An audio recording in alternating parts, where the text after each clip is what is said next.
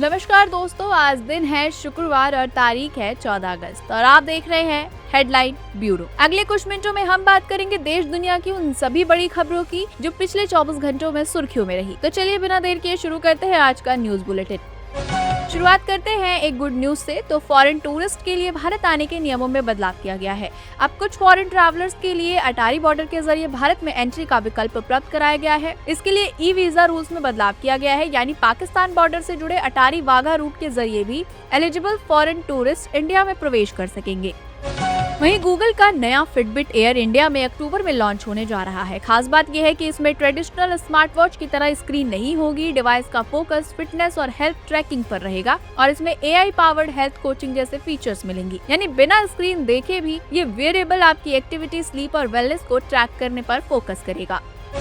वहीं बांग्लादेश के fast bowler Hasan Mahmud ने ऑस्ट्रेलिया के खिलाफ पहले टेस्ट में शानदार बॉलिंग की है। उन्होंने ऑस्ट्रेलिया की पहली पारी में ही 6 विकेट लेकर टीम को 198 रन पर रोक दिया। इसी प्रदर्शन के दौरान उन्होंने ऑस्ट्रेलिया के खिलाफ बांग्लादेश के लिए एक खास बॉलिंग रिकॉर्ड बनाया, जो जैसन जिलस्पी के 23 साल पुराने आंकड़े से जुड़ा था। बांग्लादेश ने मैच की शुरुआत में ही ऑस्ट्रेलिया पर दबाव बना दिया।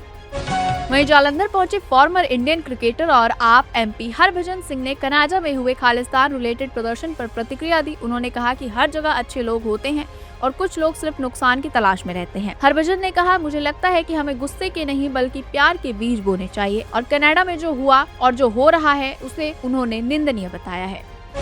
अब नजर डालते हैं राष्ट्रीय और राजनीतिक खबरों की ओर। तो आपको बता दें कि संसद का मानसून सत्र 13 अगस्त को खत्म हो चुका है, लेकिन आखिरी दिन भी सत्ता और विपक्ष के बीच हंगामा जारी रहा। लोकसभा में वंदे मातरम के गायन के बाद कार्यवाही अनिश्चितकाल के लिए स्थगित कर दी गई। राज्यसभा में हंगामे के बीच खान और खनिज संशोधन विधेयक पास हुआ। कांग्रेस नेता तारिक अनवर ने कहा, सरकार सदन चलवाने में असफल रही है। वहीं पूरे सत्र में छात्र प्रदर्शन, नीट पेपर लीक, राम मंदिर चंदा और अमित शाह के सदन में न आने जैसे मुद्दे पर चर्चा होती रही। वहीं राज्यसभा में विपक्ष के नेता और कांग्रेस अध्यक्ष मल्लिकार्जुन खड़गे ने कहा कि मैं हल्द्वानी में था, जहां मैंने रामलीला मैदान में जनसभा को संबोधित किया। वहां लाखों लोग मौजूद थे। उस समय मैंने किसी समुदाय या धर्म का नाम नहीं लिया, बल्कि सिर्फ सरकार के मुद्दों को दोहराया। लेकिन मेरे भाषण के बाद बीजेपी के लोगों ने वहां उस मंच को शुद्ध करने के लिए हवन करवाया। इस बात पर जवाब देते हुए JP नड्डा ने कहा कि भाजपा हल्द्वानी शुद्धिकरण की घटना का समर्थन नहीं करती। राज्यसभा में सदन के नेता और केंद्रीय मंत्री JP नड्डा ने जो कहा, खड़गे जी ने कहा है, वो बेहद दुखद है। ये सिर्फ कांग्रेस के लिए नहीं बल्कि हम सभी के लिए दुख की बात है। बीजेपी ऐसी गतिविधियों का समर्थन नहीं करती और कभी नहीं, लेकिन हम इसकी जांच करेंगे। मैं आपको भरोसा दिलाता हूं कि वहां जो कुछ हुआ उसकी निश्चित रूप से जांच होगी। वहीं आर्जिकर मामले में बड़ी कार्रवाई हुई है। पश्चिम बंगाल पुलिस ने TMC के पूर्व विधायक निर्मल घोष को उड़ीसा से गिरफ्तार किया है। आरोप है कि आर्जिकर पीड़िता का अंतिम संस्कार जल्दबाजी में कराकर सबूत मिटाने की कोशिश की गई और उस दौरान निर्मल घोष मौजूद थे। पीड़िता के पिता की शिकायत में भी घोष का नाम शामिल है। इस मामले की मुख्य जाँच CBI कर रही है, जबकि अंतिम संस्कार से जुड़े नए केस की जाँच बंगाल पुलिस कर रही है। वहीं महाराष्ट्र के नांदेड़ में शिरोमणि अकाली दल के अध्यक्ष और पंजाब के पूर्व डिप्टी CM सुखबीर सिंह बादल पर हमला हुआ है। गुरुद्वारे से लौटते वक्त एक हमलावर ने धारदार हथियार से उन पर वार कर दिया, जिससे उनके हाथ में चोट लग गई। सुरक्षा कर्मी ने हमलावरों को रोक लिया और आरोपी को हिरासत में ले लिया गया है। वहीं बादल को अस्पताल ले जाया गया है और उनकी हालत स्थिर बताई गई है। आय से अधिक संपत्ति के आरोपों वाले मामले में राहुल गांधी ने सुप्रीम कोर्ट का रुख किया है। उन्होंने इलाहाबाद हाई कोर्ट के उस आदेश को चुनौती दी है जिसमें CBI और AG को आरोपों की जांच करने को कहा गया था। ये आरोप बीजेपी कार्यकर्ता विघ्नेश शिशिर की शिकायत से जुड़े हैं। राहुल गांधी ने मामले को इलाहाबाद हाई कोर्ट से दिल्ली हाई कोर्ट ट्रांसफर करने की मांग भी की है। सुप्रीम कोर्ट में 17 अगस्त को सुनवाई की संभावनाएं हैं। मानसून सत्र खत्म होने के बाद संसदीय कार्य मंत्री किरण रिजिजू ने सरकार और विपक्ष के कामकाज पर अपनी बात रखी। रिजिजू के मुताबिक राज्यसभा की उत्पादकता 39% और लोकसभा की सिर्फ 19% रही। लोकसभा में 12 विधेयक पास हुए, लेकिन सिर्फ एक विधेयक पर पूरी चर्चा हो सकी। रिजिजू ने विपक्ष पर निशाना साधते हुए कहा कि अपने संसदीय अनुभव में उन्होंने पहली बार विपक्ष को चर्चा से बचते हुए देखा है। संसद में विपक्ष के विरोध प्रदर्शन को लेकर बीजेपी सांसद कंगना रनौत ने राहुल गांधी पर निशाना साधा है। कंगना ने सवाल उठाया कि अगर विपक्ष सवाल पूछता है तो उसे जवाब भी तो सुनना चाहिए। उनका आरोप है कि संसद में सवाल पूछे जा रहे हैं, लेकिन जवाब सुनने की कोशिश नहीं हो रही है। उन्होंने इस तरह के विरोध को लेकर कहा कि ये कैसा व्यवहार है, यानी संसद के अंदर विरोध को लेकर बीजेपी और कांग्रेस के बीच अब जुबानी जंग जारी है। एयर इंडिया से जुड़ी बड़ी खबर सामने आ रही है। एयर इंडिया में सभी पायलट्स का डोप टेस्ट होगा। दरअसल हाल ही में एक पायलट के ड्रग टेस्ट को लेकर विवाद सामने आया था, जिसके बाद एयरलाइन ने सेफ्टी प्रोटोकॉल और सख्त करने का फैसला किया है। अब पायलट्स की जांच ड्रग या किसी प्रतिबंधित सब्सटेंस के इस्तेमाल को लेकर होगी, यानी फ्लाइट उड़ाने वाले क्रू की फिटनेस और सेफ्टी पर निगरानी और कड़ी होगी। वहीं पैक्ड फूड पर हेल्दी वार्निंग लेबल्स को लेकर सुप्रीम कोर्ट ने केंद्र सरकार से कार्रवाई की बात कही है। मामला उन खाद्य उत्पादों से जुड़ा हुआ है जिनमें शुगर, सॉल्ट और फैट की मात्रा ज्यादा होती है। कोर्ट चाहता है कि कंज्यूमर्स और प्रोडक्ट खरीदने से पहले उसके हेल्थ इम्पैक्ट की साफ जानकारी मिले। अब केंद्र को इस दिशा में कदम उठाने हैं। लोकसभा ने केरला का नाम बदलकर केरलम करने वाला बिल पास कर दिया है। केंद्र सरकार के मुताबिक ये नाम राज्य के पारंपरिक मलयालम नाम को आधिकारिक रूप देने के लिए है। केरला विधानसभा पहले ही 2024 में नाम बदलने का रेजोल्यूशन पास कर चुकी थी। केंद्र की मंजूरी के बाद अब संवैधानिक प्रक्रिया के तहत नाम बदलने का रास्ता आगे बढ़ेगा। वहीं संसद सत्र के बाद लोकसभा स्पीकर ओम बिरला की टी पार्टी में इंडिया ब्लॉक के नेताओं के शामिल नहीं होने की खबर सामने आई। विपक्ष का ये कदम सरकार और विपक्ष के बीच जारी राजनीतिक मतभेदों के बीच आया है। वहीं स्पीकर की तरफ से विपक्ष के रवैये को संसद की गरिमा से जोड़कर सवाल उठाए गए हैं। ये मामला संसद के भीतर बढ़ती राजनीतिक दूरी को भी दिखाता है। असम और अरुणाचल प्रदेश की सीमा पर एक बार फिर तनाव की स्थिति बनी हुई है। दोनों पक्षों के लोगों के बीच टकराव के बाद पुलिस को स्थिति नियंत्रित करने के लिए हवा में फायरिंग करनी पड़ी। मामला सीमा क्षेत्र में जमीन और अधिकार से जुड़े विवाद से जुड़ा बताया जा रहा है। तनाव को देखते हुए सुरक्षा बढ़ाई गई है। असम के मुख्यमंत्री हेमंत बिस्वा शर्मा ने लोगों से शांति बनाए रखने की अपील की है। वहीं झारखंड में जेपीएससी और जेएसएससी अभ्यर्थियों का आंदोलन 20वें दिन भी जारी रहा। राज्य में प्रदर्शनकारी छात्र परीक्षाओं में कथित गड़बड़ी की सीबीआई जांच की मांग कर रहे हैं। आंदोलन को देखते हुए मुख्यमंत्री आवास की सुरक्षा बढ़ाई गई और कांके रोड पर जाम की स्थिति बनी। छात्रों का कहना है कि जब तक परीक्षा प्रक्रिया और कथित अनियमितताओं की निष्पक्ष जाँच नहीं होती, आंदोलन जारी रहेगा।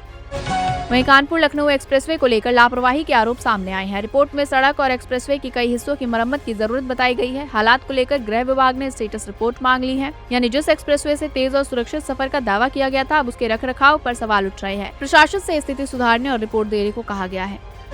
वहीं हरियाणा के करनाल में बीजेपी विधायक जगमोहन आनंद के खिलाफ कार्रवाई की मांग तेज हो चुकी है। रोड समाज के लोगों ने हर्ष एनकाउंटर मामले में सीबीआई जांच की मांग की और विधायक की बयानबाजी पर भी आपत्ति जताई गई है। प्रतिनिधिमंडल मुख्यमंत्री नायब सिंह सैनी ने मुलाकात की। विधायक जगमोहन आनंद ने सफाई देते हुए कहा, मैं सभी 36 बिरादरी का सम्मान करता हूँ, और आरोप लगाया कि उनके बयान को तोड़ मरोड़ कर पेश किया गया है।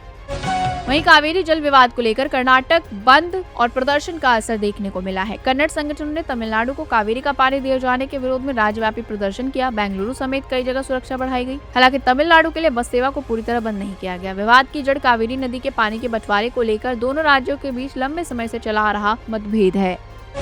पश्चिम बंगाल से एक और दुखद खबर सामने आई है। मेडिकल कॉलेज में नाइट शिफ्ट के दौरान एक नर्स वॉशरूम में बेहोश मिली, जिसके बाद उसकी मौत हो गई। घटना के बाद अस्पताल प्रशासन और पुलिस ने जांच शुरू कर दी है। मौत की सही वजह जानने के लिए पोस्टमार्टम कराया जा रहा है। अब सबसे बड़ा सवाल यही है कि नाइट ड्यूटी के दौरान नर्स के साथ आखिर हुआ क्या, कि उसकी मौत किन परिस्थितियों में हुई।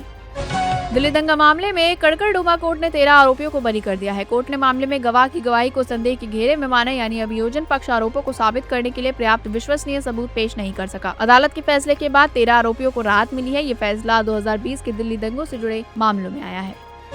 राजस्थान के श्रीगंगानगर में चरित्र पर शक के चलते एक पति पर पत्नी को पेट्रोल डालकर जिंदा जलाने का आरोप लगा है। गंभीर रूप से झुलसी महिला ने इलाज के दौरान दम तोड़ दिया। घटना के बाद पुलिस ने आरोपी पति को गिरफ्तार कर लिया है। अब पुलिस हत्या के आरोप और पूरे घटनाक्रम की जांच कर रही है। मामला घरेलू हिंसा और चरित्र पर शक से जुड़ा बताया जा रहा है।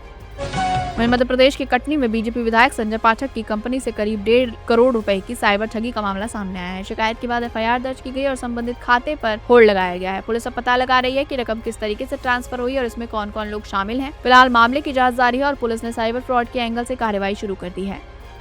हरियाणा एसीबी के प्रमुख अर्शंदर चावला भी साइबर ठगों के निशाने पर आ गए हैं। ठगों ने उनके फेसबुक आईडी हैक कर ली है और उनके नाम से लोगों को मैसेज भेजकर पैसे मांगने लगा। मामला सामने आने के बाद साइबर पुलिस को इसकी जानकारी दी गई। यानी अब साइबर अपराधी आम लोगों ही नहीं बल्कि वरिष्ठ पुलिस अधिकारियों के नाम और सोशल मीडिया अकाउंट का इस्तेमाल करके भी ठगी की कोशिश कर रहे हैं। ऐसे में आप जरूर जागरूक रहें। दिल्ली के बाहरी इलाके नरेला में बारिश के पानी से भरे गहरे गड्ढे में गिरने से 2 बच्चों की मौत हो गई। दोनों बच्चे खेलते वक्त गड्ढे में गिर गए थे। स्थानीय लोगों और फायर डिपार्टमेंट की मदद से दोनों को बाहर निकाल लिया गया, लेकिन अस्पताल पहुंचने पर डॉक्टर्स ने उन्हें मृत घोषित कर दिया। पुलिस के मुताबिक शुरुआती जांच में मामला एक्सीडेंट का बताया जा रहा है।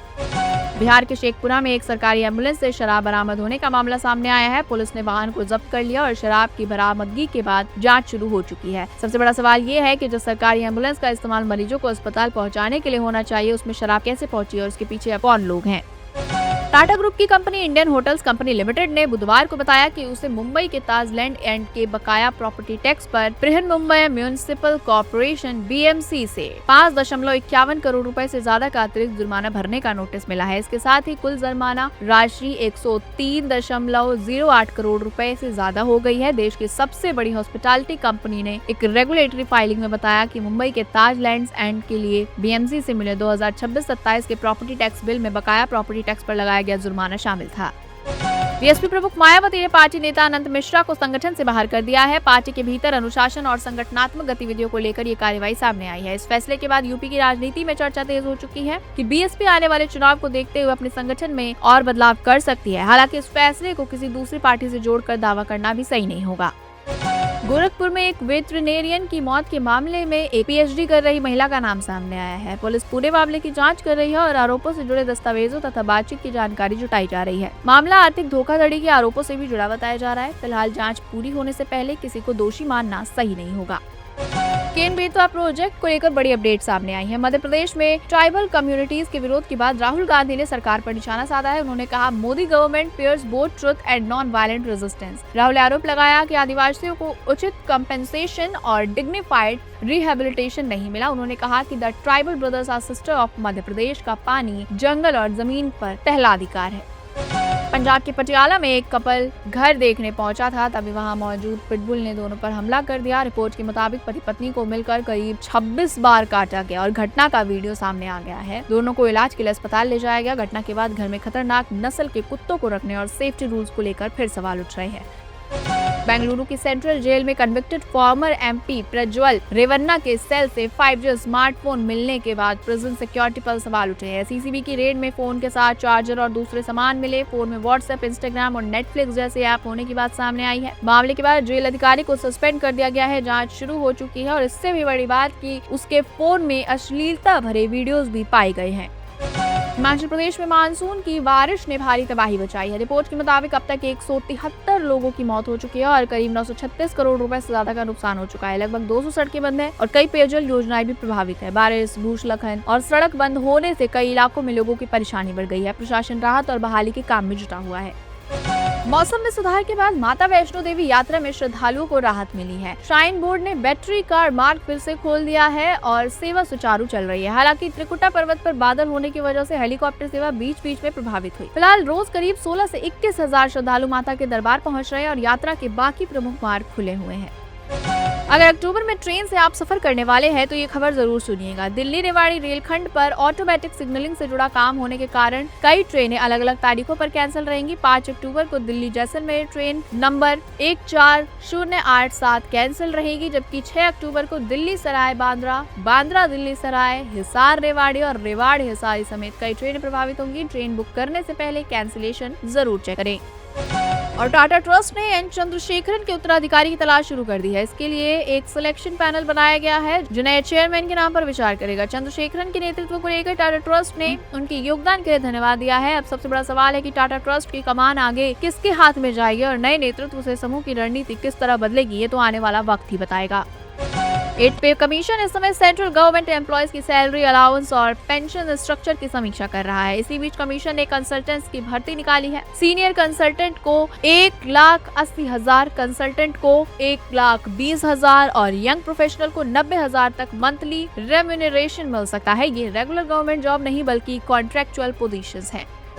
विजय माल्या और SBI के बीच फाइनेंशियल डिस्प्यूट से जुड़े मामले में मुंबई हाई कोर्ट में सुनवाई हुई। मामला माल्या की संपत्ति और उनकी रिकवरी से जुड़ा है। बैंक लंबे समय से बकाया रकम की वसूली की कोशिश कर रहे हैं और ईडी की तरफ से जब्त असेट्स को लेकर भी कानूनी प्रक्रिया चल रही है। कोर्ट में अब इस मामले की आगे की स्थिति पर सुनवाई होनी है। नजर डालते हैं गोल्ड और सिल्वर के दाम में गिरावटों पर। तो गोल्ड और सिल्वर की कीमतों में आज गिरावट देखने को मिली। इंटरनेशनल मार्केट में गोल्ड करीब 1% नीचे आया, जबकि सिल्वर भी कमजोर हुआ है। गोल्ड की हाल की तेजी के बाद इन्वेस्टर्स की तरफ से प्रॉफिट बुकिंग को इसका एक कारण बताया जा रहा है। यानी सोना महंगा होने के बाद बाजार में कुछ इन्वेस्टर्स ने मुनाफा निकालना शुरू कर दिया है। और अब बात करते हैं शिक्षा और रोजगार से जुड़ी खबरों की। तो सबसे पहले बता दें कि SSC ने जूनियर हिंदी ट्रांसलेटर यानी JHT भर्ती परीक्षा 2026 का शेड्यूल जारी कर दिया है। पेपर 1 की परीक्षा 8 सितंबर 2026 को होगी। जिन उम्मीदवारों ने SSC JHT के लिए आवेदन किया वो अब परीक्षा की तैयारी इसी तारीख को ध्यान में रखकर करें। एडमिट कार्ड और परीक्षा से जुड़ी आगे की जानकारी SSC की आधिकारिक प्रक्रिया के तहत जारी होगी। अब बिहार के युवाओं के लिए रोजगार का बड़ा मौका सामने आया है। राज्य में करीब 20,000 पदों पर भर्ती के लिए रोजगार मेला आयोजित किया जा रहा है और रजिस्ट्रेशन शुरू है। यानी अलग अलग कंपनियों में नौकरी पाने के इच्छुक युवाओं को एक ही भर्ती अभियान के जरिए मौका मिलेगा। उम्मीदवार आवेदन करने से पहले अपनी योग्यता, पद और जरूरी दस्तावेज की जानकारी जरूर जाँच ले। कोचिन शिपयार्ड लिमिटेड ने ग्रेजुएट और डिप्लोमा अप्रेंटिस के 139 पदों पर भर्ती निकाली है। आवेदन प्रक्रिया शुरू हो चुकी है, यानी इंजीनियरिंग से संबंधित डिप्लोमा और ग्रेजुएट उम्मीदवारों के पास अप्रेंटिसशिप का मौका है। आवेदन करने से पहले उम्मीदवार अपनी शैक्षणिक योग्यता, उम्र और बाकी पात्रता शर्त जरूर देख लें। भर्ती की पूरी प्रक्रिया ऑनलाइन आवेदन के जरिए होगी। डिफेंस में करियर बनाने वाले युवाओं के लिए भी बड़ी अपडेट है। यूपीएससी ने एनडीए और NA2 परीक्षा 2026 की तारीख घोषित कर दी है। परीक्षा 13 सितंबर 2026 को होगी, यानी आर्मी, नेवी और एयरफोर्स में अधिकारी बनने का लक्ष्य रखने वाले उम्मीदवारों को अब परीक्षा की तैयारी तेज करनी होगी। परीक्षा से जुड़े एडमिट कार्ड और बाकी निर्देश यूपीएससी की आधिकारिक प्रक्रिया के तहत जारी रहेंगे। उत्तर प्रदेश के बाराबंकी में गर्मी और उमस के बीच एक स्कूल की प्रेयर असेंबली में एक एक करके करीब 25 छात्राओं की तबीयत बिगड़ गई। छात्राओं को चक्कर आने और बेहोश होने की शिकायत हुई, जिसके बाद उन्हें मेडिकल हेल्प दी गई। घटना ने स्कूलों में गर्मी और उमस के दौरान बच्चों की सेफ्टी और असेंबली व्यवस्था पर सवाल खड़े कर दिए हैं। आर्थिक संकट से जूझ रहे पाकिस्तान के बढ़ते डिफेंस बजट पर अमेरिका ने सवाल उठा दिए हैं। पाकिस्तान अपनी अर्थव्यवस्था को संभालने की कोशिश कर रहा है, लेकिन इसी बीच डिफेंस पर खर्च बढ़ाने को लेकर वॉशिंगटन ने चिंता जताई है।